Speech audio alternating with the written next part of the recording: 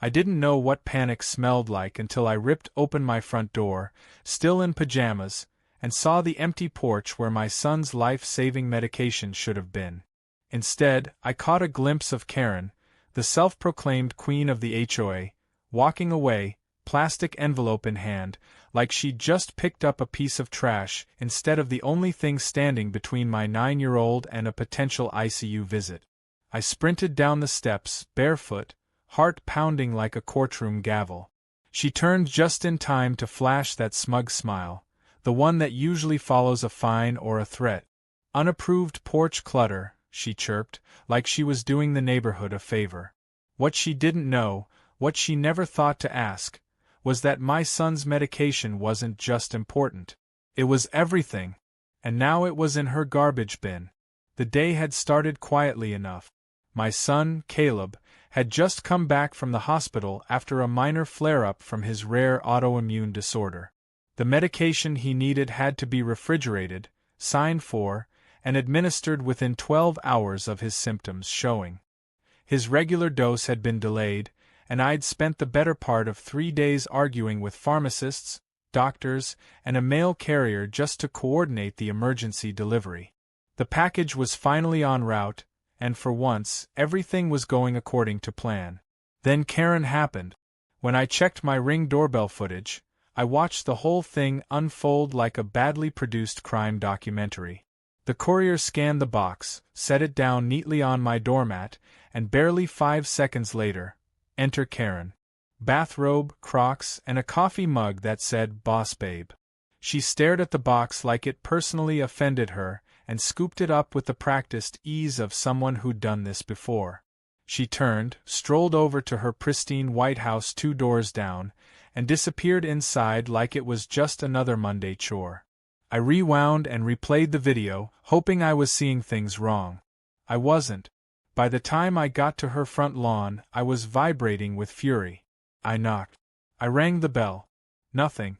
Finally, I walked around the side of the house, spotted her tossing something into a large black bin, and there it was. The blue-labeled thermal pack that clearly read, "Prescription Medical, refrigerate immediately." I shoved the lid open, and my stomach dropped. There was the box, still cold, crumpled and half-covered in coffee grounds and a crusty banana peel. The syringe pack inside had been punctured. It was unusable.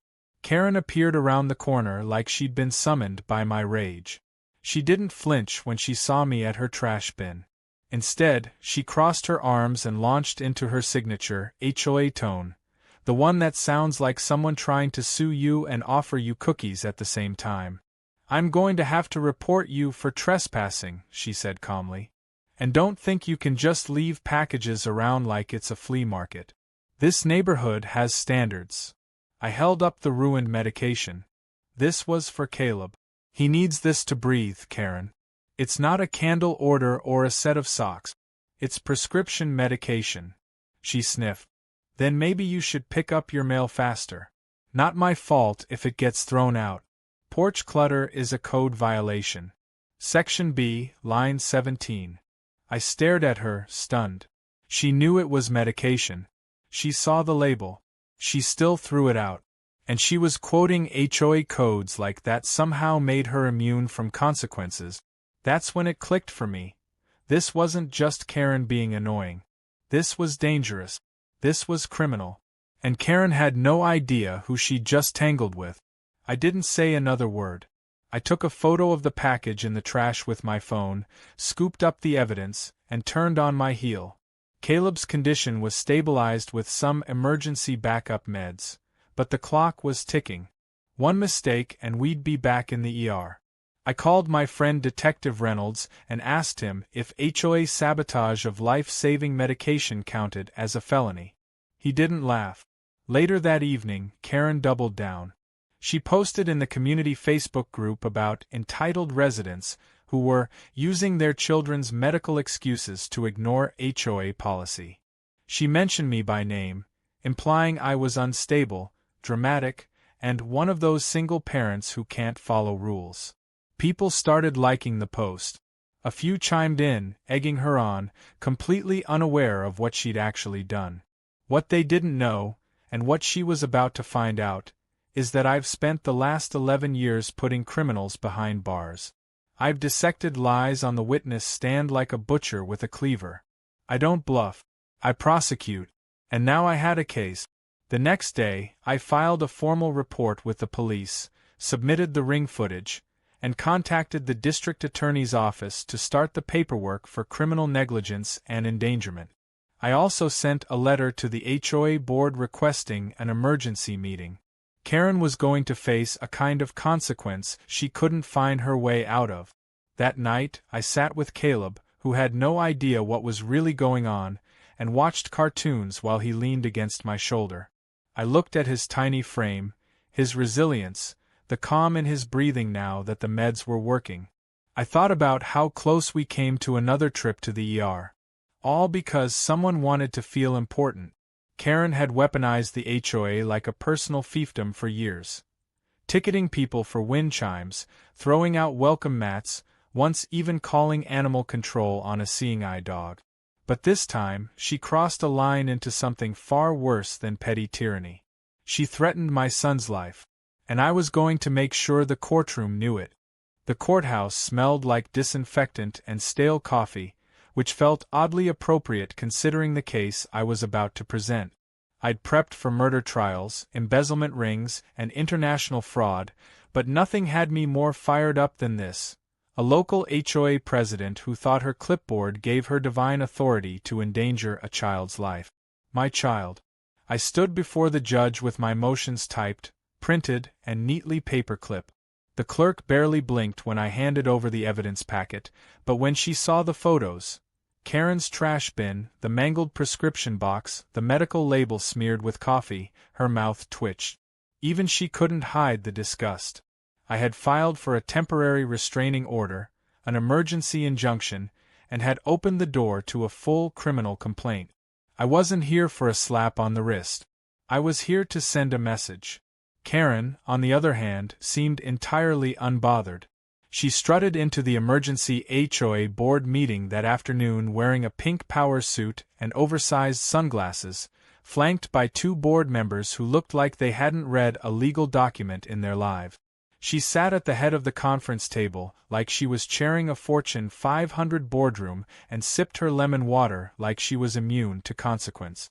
When I entered, she smiled like we were old friends about to settle a parking dispute over tea.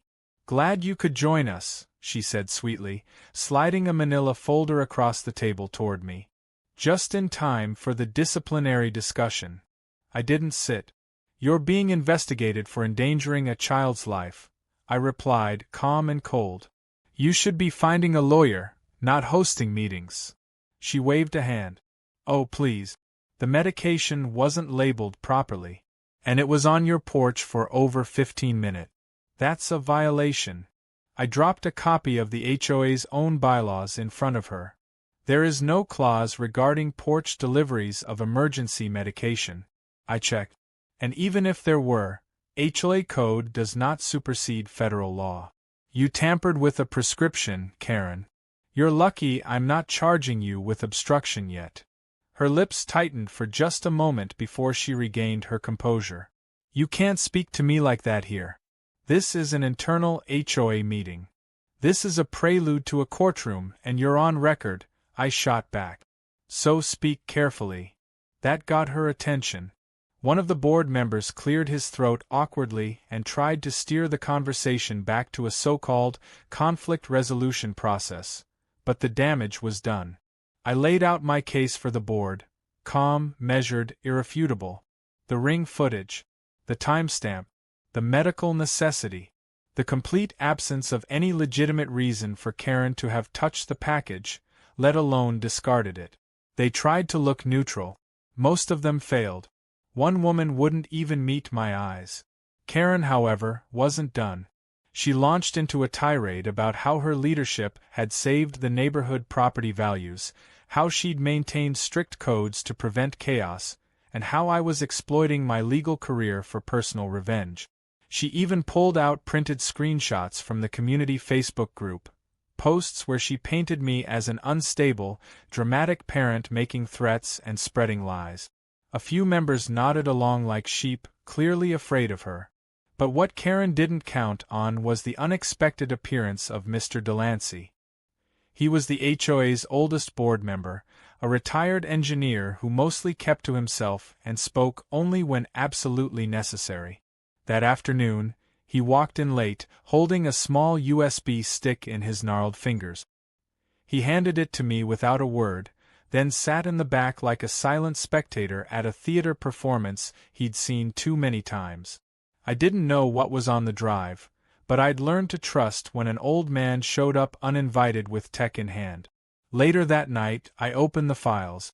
They were from the HOA's internal security cameras.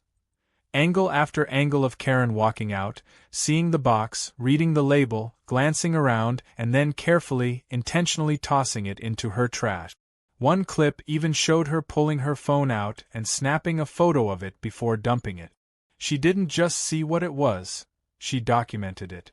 I forwarded the footage to Detective Reynolds immediately. The next morning, I got a call. Karen was being formally investigated for child endangerment and destruction of medical property.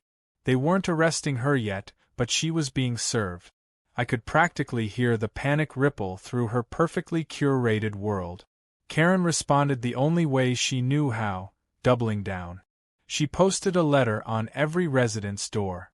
An open community notice, accusing me of manipulating evidence, endangering neighborhood safety, and launching a smear campaign against a female leader.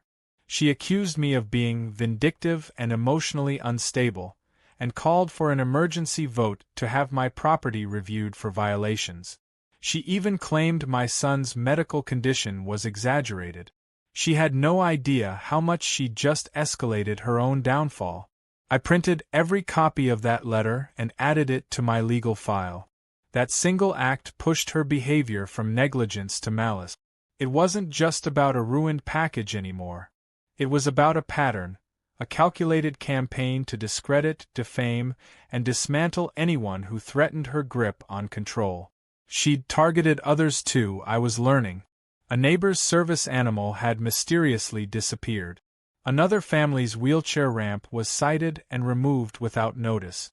A retired vet was fined repeatedly until he sold his house. The deeper I looked, the more I realized this wasn't just a rogue HOA president. This was a tyrant in khakis, hiding behind bylaws.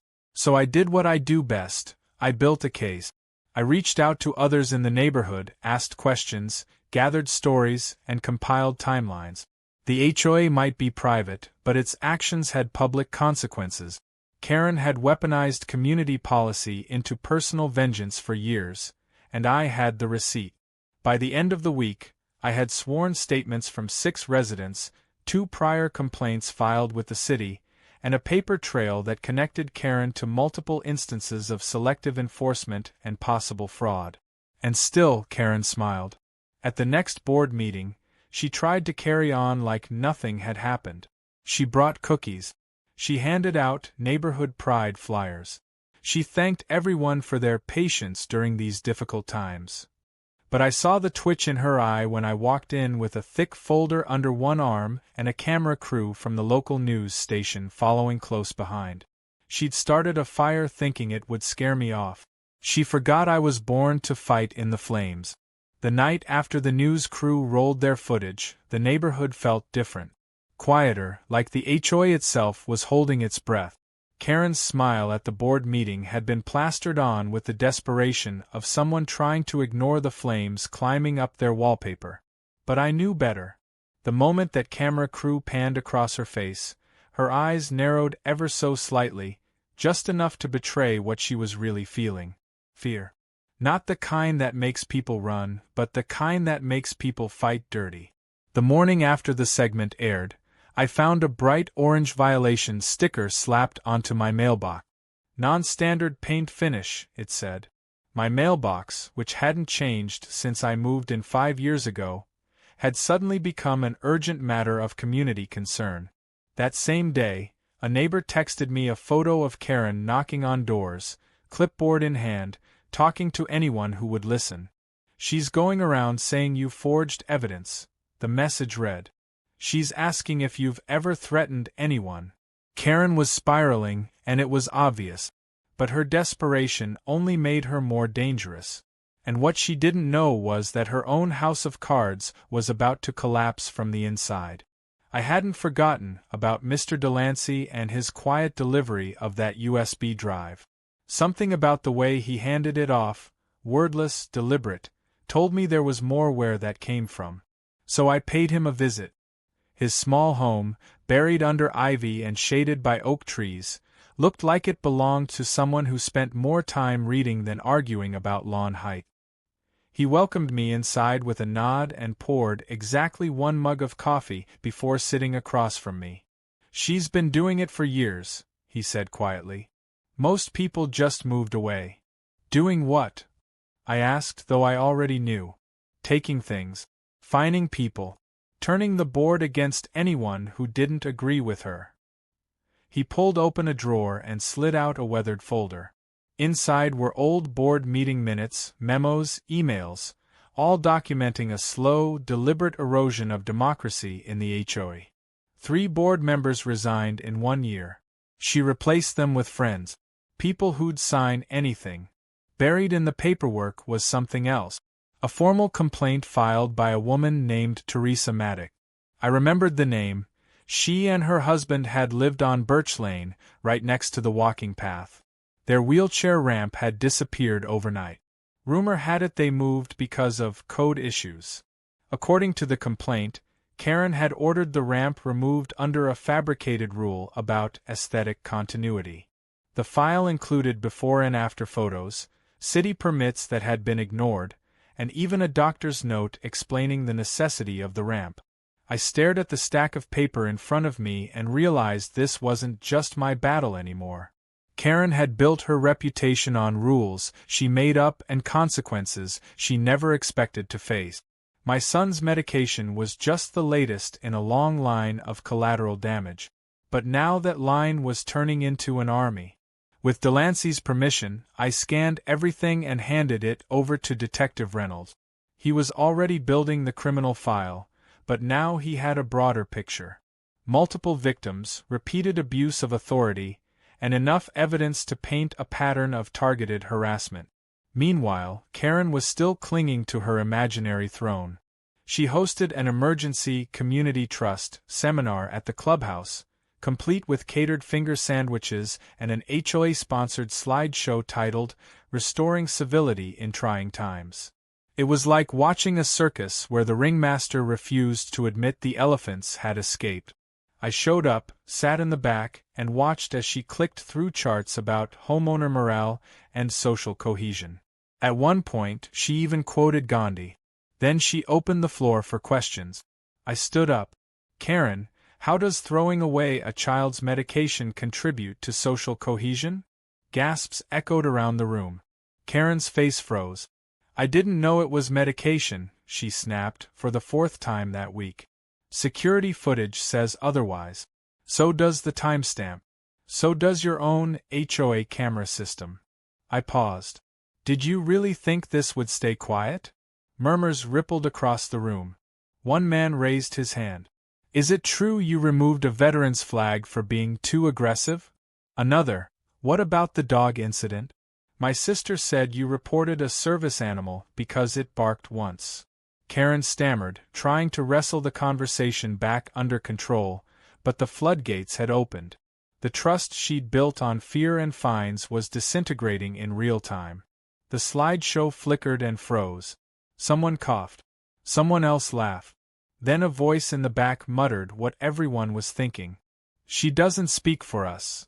By the end of the meeting, half the room had walked out. The other half stayed only to ask questions about how to call for a recall vote. The following day, my civil suit was officially filed. The charges?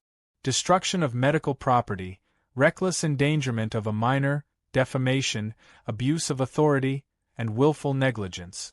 The number of pages in the evidence file had tripled since the first report. But that wasn't even the worst part for Karen. The worst part was that the criminal investigation had turned up something unexpected. The HOA's financials had discrepancies. Small ones, at first. Rounded amounts, odd reimbursements, maintenance payments to contractors who didn't exist. It looked like Karen hadn't just been punishing people. She'd been paying herself to do it. Detective Reynolds confirmed it during our last phone call. She created a landscaping company under her cousin's name, he said. Then billed the HOA for work that was never done. It was the kind of fraud that required arrogance and paperwork. Karen had plenty of both, and now the district attorney had enough to consider expanding the case beyond my complaint. This wasn't just a civil matter anymore. By the end of the week, Karen was served with a subpoena for a full financial audit and notified of pending criminal charges. Her Facebook page went dark. Her SUV was suddenly parked in the garage instead of in front of her house. And the signature, HOA Weekly Digest, didn't arrive on doorsteps for the first time in 2 years. But the best part came from the residents themselves. Inspired by the growing scandal, several homeowners began posting their own stories. They called it Karen's Chronicles, and it became a thread filled with photos, old fines, and HOA violations that bordered on satire. There was the man fined for having overly emotional Halloween decorations. The woman written up for an unsanctioned bird feeder. A teenager who got a violation for skateboard-induced noise pollution. Karen had created a dictatorship hidden under landscaping regulations, but her downfall was being written by the very people she tried to silence. And I was just getting started. Courtrooms have a particular kind of silence. It isn't peaceful. It's anticipatory. Like the whole room is holding its breath, waiting to see who gets crushed and who walks away clean. When I stepped up to the plaintiff's table that morning, I wasn't nervous. I was sharpened. Every moment since the day Karen threw away my son's medication had led here. The judge, an old colleague from my early prosecutor days, glanced over the file with the weariness of someone who had seen every flavor of petty HOA drama. But when he reached the section labeled Child Endangerment, he paused, read deeper, and then slowly looked up at Karen. That was the moment she knew things were different now. Karen had traded her usual pastel power suits for a muted navy outfit, trying to look humble. Her lawyer was a mid-tier civil defense attorney who probably thought this was just a fussy neighbor case. But as I opened with my statement, it became clear that this wasn't a squabble over lawn gnomes. This was a case about power abused, lives endangered, and a pattern of behavior too calculated to be anything but malicious.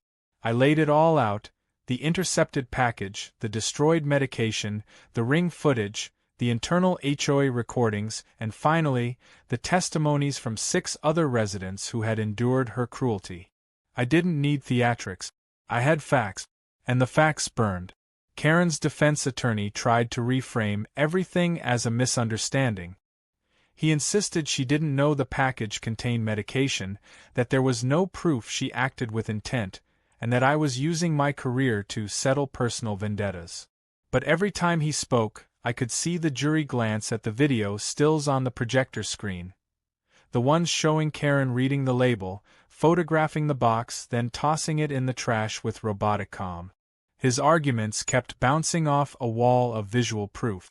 Her own security camera system was the star witness against her. Then came the witness testimonies. We started with Mrs. Maddox, the elderly woman who'd lost her wheelchair ramp. She stepped onto the witness stand with visible tremors but a voice sharp as a scalpel. She described how Karen had ignored permits, removed the ramp while her husband was recovering from surgery, and fined them until they moved out of fear. Her final words were simple: "She made me feel like a burden in my own home." Next came an Iraq War veteran named Hal, who had been fined repeatedly for hanging an American flag from a pole not approved by HOA guidelines. His voice cracked as he described being treated like a nuisance after serving his country. Then we heard from a teenage girl who'd received noise complaints for practicing violin, excessive decibel range for recreational activity, according to Karen's report. One by one, they painted a portrait of someone who didn't just enforce rules, she used them like weapons. But the turning point wasn't any of those testimonies. It came when I called Karen's daughter to the stand. She was in her 20s, composed and reluctant. But when she took the oath and looked at her mother across the courtroom, something shifted. She admitted under questioning that Karen had a habit of punishing people who didn't fall in line. She described growing up in a home where everything was about appearances, how even the family's dog was rehomed once because it shed too much. She confessed that her mother had boasted about cleaning up the neighborhood, and how she'd once called the cops on a neighbor just for painting their fence red. The jury leaned in. Karen's eyes widened. Then her daughter said something that sealed the moment. She told me once, "Power is useless unless it's visible." I think she needed people to be scared of her. Karen visibly flinched. When it was Karen's turn to testify, she tried to flip the narrative. She spoke in soft tones, clutched tissues, and described herself as a steward of order in a chaotic world. She denied everything. She didn't remember the package, didn't know it was medication, didn't see the labels, didn't mean to cause harm. It was all miscommunication, stress, and maybe a little too much enthusiasm for community upkeep. But the damage was done. Her voice cracked in the wrong places. Her fake tears came too late. And when I cross-examined her, I made sure the jury felt every inch of the contradiction. "Is it your testimony that you never saw the medical label?" I asked. "I didn't notice it," she replied. "Even though you photographed it?" Silence. "Even though you filed a violation report with the package tracking number clearly listed?" Another silence. "And even though you posted publicly that I was using my son's illness as a shield?"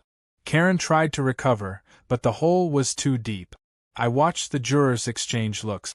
They weren't angry. They were offended. There's something about watching a person lie while under oath that rubs even the most neutral observer the wrong way. Closing arguments came and went, and by the time the jury went into deliberation, I already knew how it would end. It took less than 3 hours. They found Karen liable on all civil counts: negligence, destruction of medical property, emotional distress, and defamation. The judge ruled that punitive damages would be awarded and that Karen was to be permanently removed from her HOA position. Then came the criminal charges. The DA's office had reviewed the financial records I submitted, the forged contractor invoices, the kickbacks to her cousin's fake landscaping company. Karen was hand-served with a notice of criminal indictment before she could even leave the courtroom. The last thing I saw as she was escorted out was the look of pure, burning disbelief. Like she couldn't fathom that the world she built with threats and fines could turn against her so completely. But the truth was, the neighborhood didn't collapse, it exhaled. People finally felt like they had room to speak again, to breathe, to live without fear that wind chimes or flags or mailboxes would trigger another summons. When I stepped outside the courthouse, reporters swarmed. I gave a brief statement, kept it clean, didn't gloat. But inside I was on fire. Not with revenge. With justice. For my son. For the neighbors too scared to speak. For the ones who moved away. For every small moment Karen had stolen from good people under the guise of maintaining order. As I drove home, I passed by the community clubhouse. The HOA banner had been taken down. The bulletin board, usually crammed with Karen's printed newsletters, was empty. I parked and walked over, then pinned something up with a thumbtack. It was a copy of the jury verdict. No commentary. No message. Just the truth. Let them read it and know the reign was over. A week after the trial, the neighborhood was buzzing in a way I hadn't felt in years. Not with fear or suspicion or whispered warnings about which plants Karen had just outlawed, but with cautious laughter and cautious optimism. People were out more. Lawns that had once been frozen in HOA-approved monotony suddenly showed signs of life. Garden gnomes were returning, porch swings creaked back to use, and someone even tied balloons to their mailbox. It wasn't just rebellion. It was relief.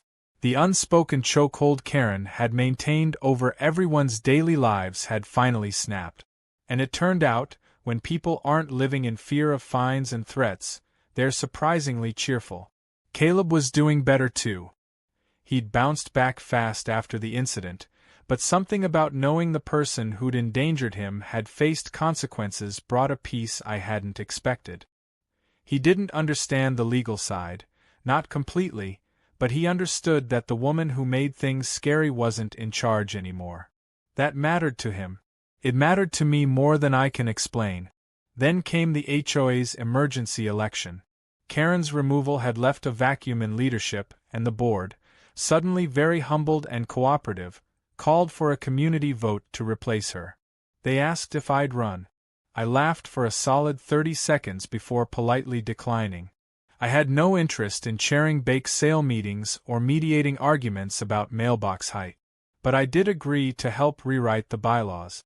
The current ones had been twisted into weapons under Karen's rule, and if the neighborhood was going to stay free, the rulebook had to change. During the rewriting process, I learned more about how deep Karen's manipulation went.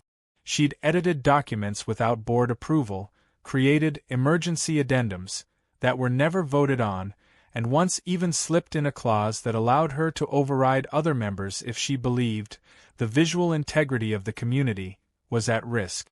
It was all so absurd, and yet so brilliantly manipulative, it almost belonged in a law school lecture on abuse of power. We stripped every clause she ever touched and rewrote the handbook from the ground up. People showed up to help. People who hadn't said a word during her reign were now raising their hands, offering snacks at meetings, helping draft proposals, volunteering for committees. For the first time, the HOA felt like a group of neighbors instead of a regime. But of course, there was one last twist. About a month after the verdict, I got a letter in the mail. No stamp, no return address. Just a folded sheet of paper typed in a courier font like it came out of a 90s typewriter. It read, "You may have won your little battle, but people like me don't go away. They adapt. See you soon." No signature. Just that. Tucked neatly in my mailbox like a calling card. I knew it was Karen. It had her flair for drama, her passive-aggressive venom, and her utter inability to take a loss with grace. Part of me was infuriated. Another part laughed out loud. Even in defeat, she was trying to posture. I handed it over to Detective Reynolds, who logged it in as part of the ongoing criminal investigation. Karen's trial for fraud and misuse of funds was coming up, and threatening letters weren't going to help her case, especially ones that implied intent to return. But fate had its own sense of poetic timing. 3 weeks later, while driving Caleb to his soccer game, I passed a county roadside cleanup crew along the highway. Fluorescent vests, trash grabbers, orange bags. And there, in the middle of them, head down, was Karen. Her once blonde hair pulled back in a harsh bun, her posture wilted, no clipboard in sight. The community service order had kicked in earlier than expected, and they'd assigned her to trash duty along Route 16. The same road most residents use daily. I slowed down slightly. She glanced up at the sound of the tires on gravel, and locked eyes with me. Recognition hit her like a brick wall. I smiled. Not a smirk. Not a gloat. Just a polite wave, the kind she used to give when she was inspecting someone's flower beds. Then I drove on. Caleb asked who she was. I just told him she used to be the HOA president and that she was doing some cleaning now. He shrugged, more interested in his juice box than in the downfall of a neighborhood tyrant. And that, more than anything, felt like the real ending to the story. Karen might have written threats. She might have talked big. But in the end, she wasn't scary anymore. She was just a woman in a vest, picking up candy wrappers. The final nail in the coffin came when the HOA's financial audit results were published for the neighborhood to review. Pages upon pages of transactions marked suspicious, reimbursements flagged as fabricated, and thousands of dollars that had quietly funneled into Karen's shell company. No one defended her. Even the board members who had once followed her lead began denying they'd ever really liked her. Her name became a cautionary tale in every meeting. Any time someone proposed a new policy, someone else would raise an eyebrow and say, "That sounds a little." Karen. Months passed. The new HOA chair, a school librarian named Maria, hosted the first neighborhood block party in years. No violations, no surveys, no fines, just tables of food, lawn chairs, and laughter echoing down the street. Caleb helped run the water balloon stand. Someone brought a karaoke machine. There were actual smiles. The neighborhood felt like a neighborhood again. As the sun set, I stood by the grill with a soda in hand and looked around. For the first time since we moved in, I felt settled. Not like I was just surviving between meetings and memos, but like this place was really home. People came up to me, thanked me, shared their own little stories about Karen's tyranny, like war survivors trading battle scars. We laughed about it now. That was the difference. At the end of the night, a small group of kids ran by holding homemade signs that said, HOA Free Zone. One had drawn a cartoon of Karen with devil horns and a trash bag. I didn't stop them. They'd earned it. That night, I tucked Caleb into bed, kissed his forehead, and turned off the light. On my way out of his room, I glanced at the shelf where we now kept his medication. Unopened, undisturbed, exactly where it should be. Safe. I didn't need revenge. I didn't need Karen to grovel or apologize. I just needed peace. And in the end, I got it. Not because she gave it to me, but because I took it back. One courtroom, one neighbor, one truth at a time.